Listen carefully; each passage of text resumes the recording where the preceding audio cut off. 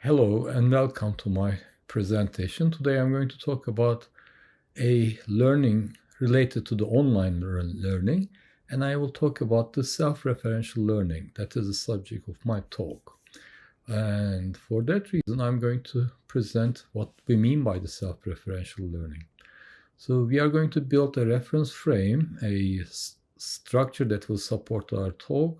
And for that, we are going to talk about a little bit of the models. There are two categories of models in general. One is the self-referential models, such as the language, and those models refer themselves to describe what they mean. And that model, that type of self-referential models are incomplete. Another category of models is a chain of or hierarchy of infinite domain models. They are usually supported by a mother of all the models or meta model. And that chain of models require other external models to describe what they are or create a reference frame for them. So our learning process, the self-referential process, focuses on an individual or a system that will learn by itself. So it is fitting into the self-referential model structure. So let's continue with the subject. So the learning is essential for any survival of a individual.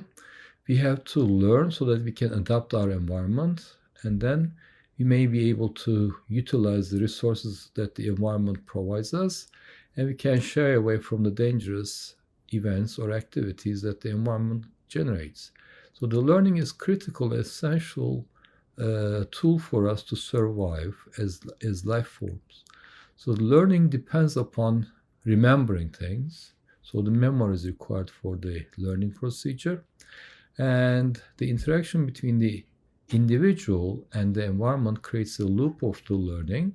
So the individual's learning may be shared by the others. So that is the common knowledge of all. So the learning process is quite beneficial for the self and others, perhaps. So the focus of today's talk is the self-referential learning. So the individual is learning without any supervision or any dictate. So the individual is interested in the learning to survive and learn the conditions of the environment.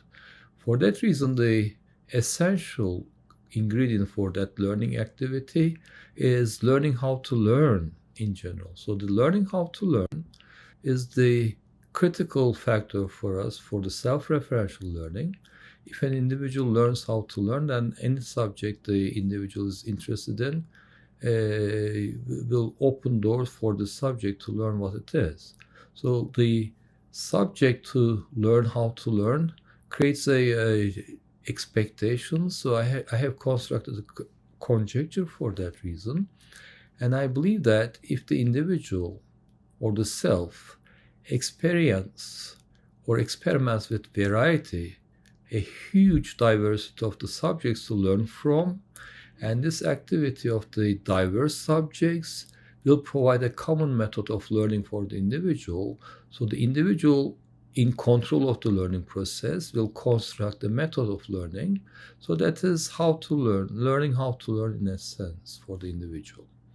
So the diversity of the subjects is essential and necessary for learning how to learn, and the depth of the information or the sufficient information coming from the experience or experiments with the diverse subjects provides the background knowledge for the individual to transfer knowledge or imitate similar learning activities for the new subjects. So that is essential for me, and this conjecture, of course, begs for a proof, but it may need a deductive or inductive proof, and based on the empirical evidence, it should be carried out. So that is the conclusion for my talk. I mentioned about what a self-referential learning is. It is basically the self is in control of the learning process. However, the essential tool for the self-referential learning is the conjecture that I have constructed for the self-referential activity, and that is the essentially the diversity of the subjects for learning and understanding how to learn those diverse subjects is going to be the method of learning how to learn for that individual. So that is the end of our procedure, presentation for today's talk. And then thank you for your time, and I wish you a great day. Goodbye.